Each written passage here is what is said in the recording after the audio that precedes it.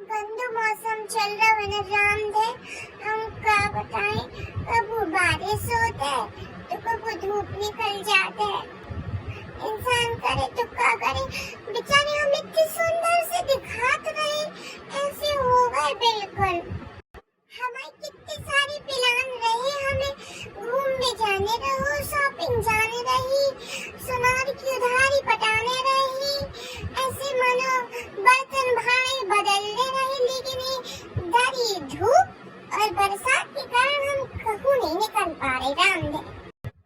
जी तुम्हारी जरा जी बारिश वाले देवता के और धूप वाले देवता के जरा चाठैया अगरबत्ती लगाओ हमारी तरफ से, और बोलो जरा कि थोड़ी नॉर्मल मौसम कर दो। और ज्यादा ही हो रहा है तो तुम लोग जाओ ठंडी जान दो, हमें ठंडी से कोई प्रॉब्लम नहीं है। कपड़ा पहनो और अपने काम करते रहो। जो दारी गर्मी से भी प्रॉब्लम है और बरसात से भी।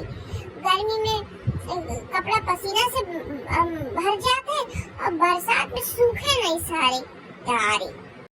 ये भगवान, ये मौसम में हम ऐसी मौसम में भुट्टा खाएं कि लस्सी पिए, हम में बड़े कंफ्यूज रहते हैं। तो हमने पहले क्या करते, भुट्टा खाते फिर लस्सी पी लेते, दो ही गुरु ने माने।